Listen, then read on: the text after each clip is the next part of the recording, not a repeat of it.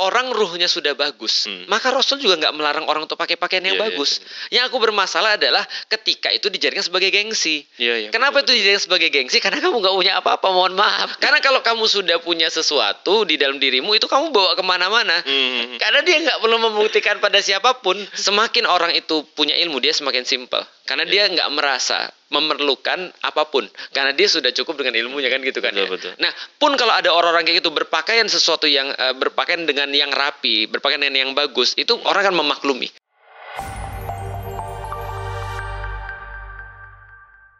Abu Bakar rumahnya menurutku yang kulihat paling luas ya. Tapi rumah Rasul enggak seluas itu. Tapi yang sekarang itu ada di Raudhah itu di pinggirnya ya? Di pinggirnya. Karena kan kata Rasulullah antara rumahku dan mimbarku itu adalah taman dari taman-taman surga. Nah berarti sebelah jadi gini ceritanya. Kalau dulunya Masjid Nabawi itu dibuat, Rasulullah tuh rumahnya di sebelah kanan belakang. Kanan belakang. Karena kiblatnya pindah 180 derajat kira-kira gitu ya. Maka pindahnya jadi kiri depan. Oke. Berarti kalau misalnya ini adalah kiblat, ini adalah kiblat nih. Berarti sininya, kirinya. Awalnya kiblatnya di sini, rumahnya kanan belakang.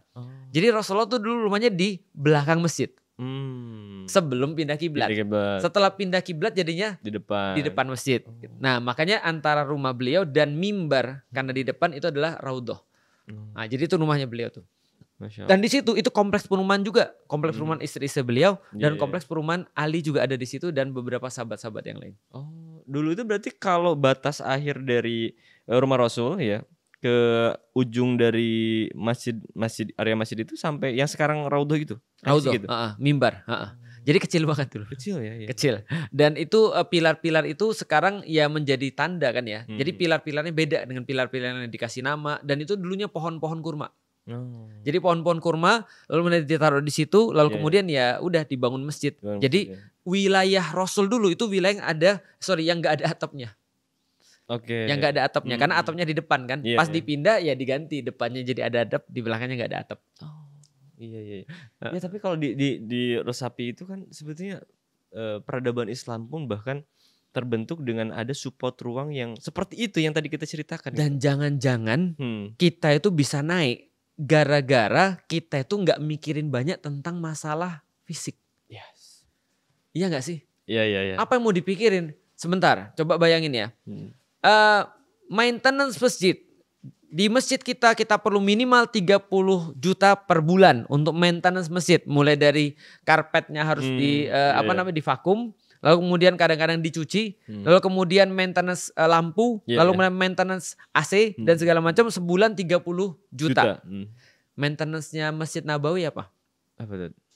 Ya coba bayangin di masa yang zaman dulu. Coba bayangin maintenance-nya apa? Kurma. Diapain tuh kurma? Dicat kan nggak mungkin. Enggak. Orang Baduy yang kencing juga cuma digituin kan? Disiram pakai ember. Maintenance apa coba? Tempat wudhu. Cuma pakai kendi kan itu kan ya. Cuma pakai ini barang. Ya paling maintenance sih bukan maintenance fisik, tapi maintenance fungsi. Padahal di saat yang sama. Kalau kita lihat Persia. Betul. Persia itu udah punya Tokisro itu. Iya. Tokisro itu abad ke berapa? 3 ya? Iya, betul, itu luas banget. Itu sekarang pun kalau kita ke sana ngelihat gini itu udah gede banget. Iya, betul. Dan itu 300 tahun sebelum Rasul tuh lahir. Iya kan? Kemudian kita bergeser ke peradaban yang pada saat itu Romawi itu udah punya Kolosium. Yunani itu iya kan?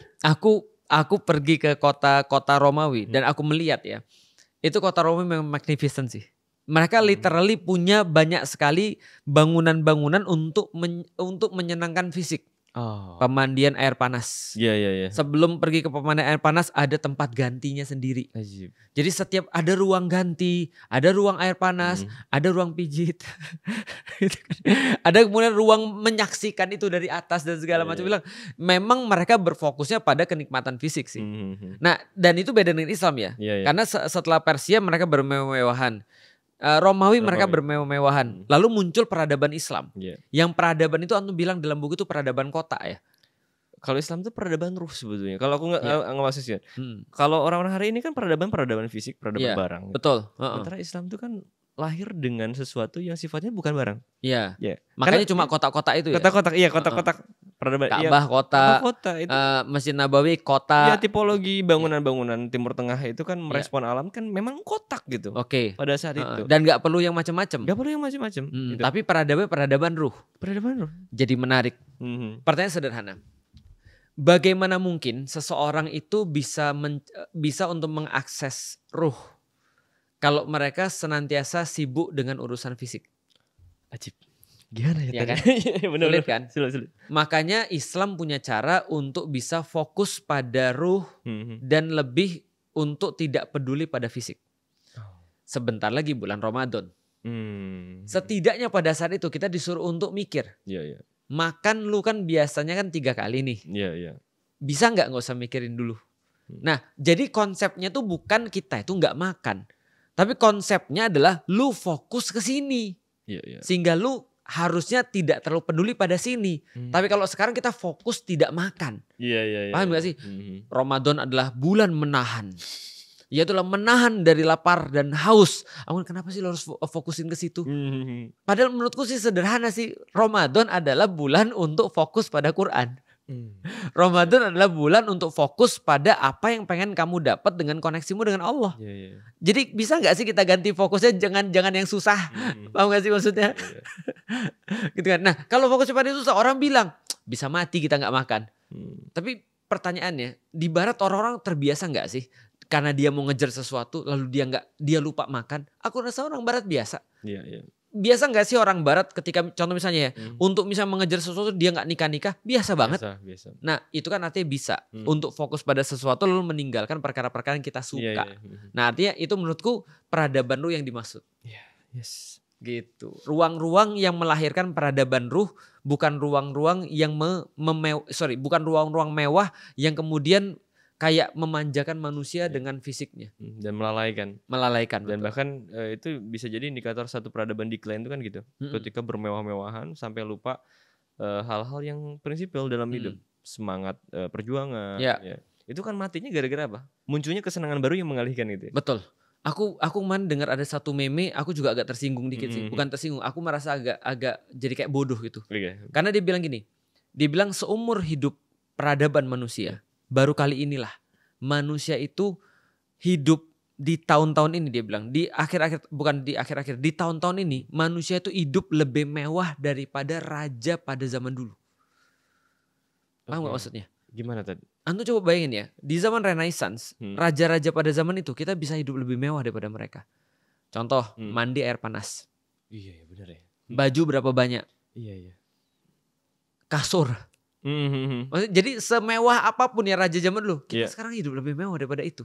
Iya sih, baru kepikiran sih. Terus mereka bilang gini, terus orang ini bilang gini, dan kamu tahu, dan kamu tanya kenapa kamu banyak masalah? Kenapa hidupmu itu gak pernah selesai daripada masalah? Karena kamu gak pernah survive dalam sesuatu. Kenapa orang-orang tuh gak pernah survive? Karena dia terlalu manja. Dia bilang gini, manusia tidak diciptakan untuk difasilitasi kayak gini. Maka mulailah mandi dengan air dingin kata dia. Waduh lumayan ya. Tapi kan memang ada penelitiannya ya. Iya, betul. Cold shower itu membuat imunitas jadi lebih tinggi. Membuat kulit kencang dan less stressful. Jadi ada sekarang justru menjadi bagian daripada pedoman untuk menangani orang-orang sakit mental. Jadi kamu harus itu. Terus dia bilang sering-sering jalan keluar tanpa sepatu misalnya. Connect lah dengan tanah. Belajarlah kemudian persis kayak kucing. Kucing kalau misalnya zaman sekarang dikasih makan makanan yang bagus-bagus, dia ketemu tikus, dia langsung lari kan gitu kan ya. Kan ada videonya tuh, gitu kan ya. Ada kucing terjebak di satu ruangan sama seorang laki-laki sama tikus. Kucingnya yang duluan mau kabur. Aku tuh sering ingat quote dari Mark Manson. Mark Manson tuh bilang kayak gini. Problem kita hari ini bukan problem kesusahan. Buktinya kita berlimpah. Buktinya kita bisa mendapatkan apapun. Problem kita itu problem eksistensi. Keberadaan kita. Bahkan saking dengan banyaknya peluang yang bisa kita ambil. Banyaknya barang yang bisa kita dapatkan. Kita tuh bingung kita tuh mau ngapain. Berarti balik lagi ruh tadi dong. Iya tadi. Berarti ini masalah eksistensi kan masalah ruh, bukan masalah barang. Betul. Artinya barang-barang sebanyak apapun tidak akan bisa menghasilkan eksistensinya sebenarnya. Jadi harusnya dia nyari eksistensinya dulu, baru dia bahas barang, baru dia bahas ruang kan gitu kan ya. Karena pada zaman sekarang manusia-manusia ini terlalu tadi, dia lupa dengan eksistensinya sendiri sebenarnya. Itu setuju banget. Itu berarti masalah mental dong. Iya. Masalah mental spiritual. Iya. Eksistensi itu. Betul, eksistensi. Makanya sebenarnya ingat, barang yang terlalu banyak belum tentu membuat eksistensimu jadi lebih baik. Iya. Dan hati-hati banget. Ini kalau kita masih bahas barang ya. Barang tuh bukan hanya banyak loh. Gimana tuh? Mahal. Iya. Iya kan? Sekarang ini pasti unpopular opinion. Pasti aku yakin. Ibu-ibu yang punya tas ratusan juta. Iya. Miliaran juga ada. Minimal ya. Misalnya ini aku mau nanya antum orang pintar? Enggak. Amin. Andai antum orang pintar gitu. Amin. Anda ya, kan antum kan gak pintar. Kalau antum ketawa berarti aku gak apa-apa. Kalau antum gak ketawa berarti aku masalah. Nah, andai kan antum orang pintar, antum pakai jam Rolex up. Antum juga orang pintar, tapi gak pakai jam Rolex. Dan aku orang yang gak pintar misalnya, orang biasa, aku lihat antum pakai jam Rolex. Yang pertama kali aku bahas apa? Kepintaran antum atau Rolexnya antum?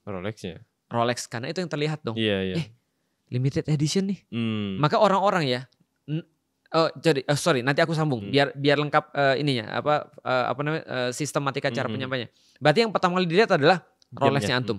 Tapi kalau antum nggak ada apa-apa, tiba-tiba antum muncul di satu misalnya pertemuan yang orang-orang di situ spesial semua, aku bilang dia nggak mungkin orang biasa. Meskipun kelihatannya biasa. Jadi yang muncul itu adalah antumnya ketika antum nggak pakai apa-apa. Bukan pakaiannya. Bukan aksesoris yang mahal itu. Aku balik. Bagaimana kalau ada orang yang dia nggak pintar? Oke. Iya, oke. Tapi dia pengen stand out. Apa yang harus dia lakukan? Pakai barang-barang aneh. That's right. Iya. Dia harus punya sesuatu yang membuat dia diperhatikan. Artinya yang aku khawatirkan adalah, ketika orang punya barang-barang mewah, ada part daripada mereka, ada bagian daripada mereka yang sebenarnya mereka itu nggak yakin bahwasanya mereka tuh worth. Karena itu mereka perlu pakai sesuatu yang seperti itu. Paham gak sih maksudnya? Ajib, ini tadi. Ini unpopular opinion pasti ya. Masalahnya itu juga yang masih ada dalam pikiranku selama ini. Kalau aku mau ketemu orang, aku tuh berpikir, pantasnya pakai apa ya? Iya, aku serius kayak gitu. Kalau misalnya ketemu orang-orang ke perayaan tertentu, misalkan ketemu orang tertentu, masih kepikiran itu. Mobilnya harus pakai yang mana ya? Misalkan, meskipun cuma ada 2. Betul. Iya, dan itu pun nggak layak semua ya. Terus sepatunya pakai yang mana? Iya. Berarti dengan begitu, gue tuh ngerasa bahwa ya kita tuh masih nggak ada harganya gitu. Betul. Nah, aku punya solusi. Gimana tuh? Kemarin aku bilang gini. Soalan minta aja misalnya. Kita minta sesuatu. Kalau kita sudah punya dan kita minta, itu nilainya beda kalau kita belum punya dan kita minta. Kalau kita udah punya, kita minta. Itu nilainya beda dengan kita belum punya, kita minta. Oke, contoh ya. Taruhlah antum tahu aku orang kaya, taruhlah misalnya. Iya, tahu tadi. Iya, misalnya. Tahu.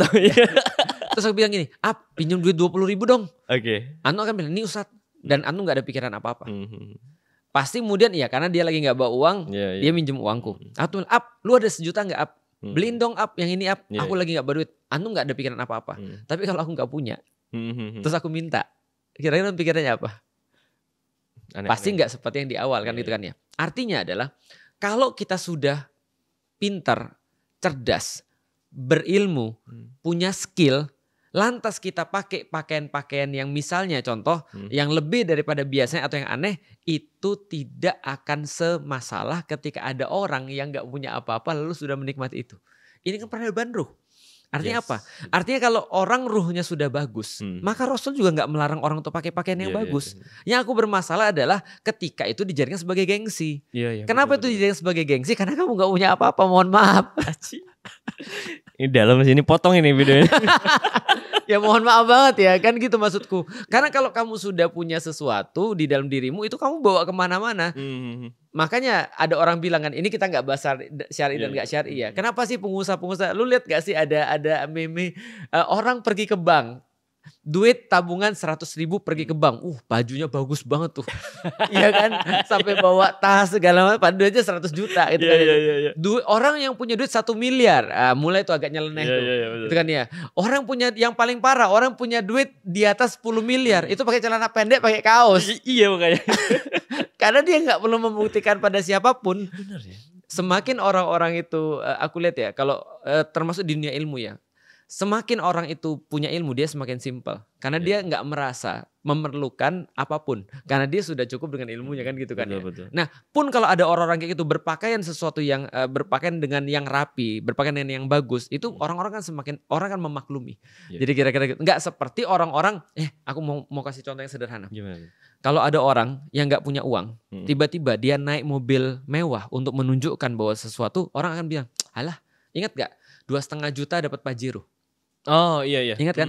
Orang nggak ngelihat dia punya kapasitas di situ. Iya. Dia bilang gini, lu 2,5 juta pakai Pajero gimana ceritanya? Dia nggak nyambung, paham gak sih maksudnya? Iya. Nah jadi itu Pajero itu nggak menolong dia gitu maksudnya. Tapi kalau ada misalnya contoh ya, ada orang-orang yang benar-benar dia punya misalnya ya, lalu kemudian dia menghiasi dirinya dengan dalam tanda kemewahan, itu nggak akan semasalah orang-orang nggak punya betul, yang menghiasi diri dengan kemewahan.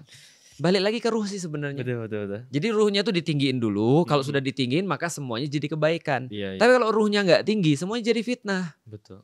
Gitu. Gitu sih. Di halat. Ajib, aku jadi banyak ini sih. Mau nulis buku lagi jadi ya.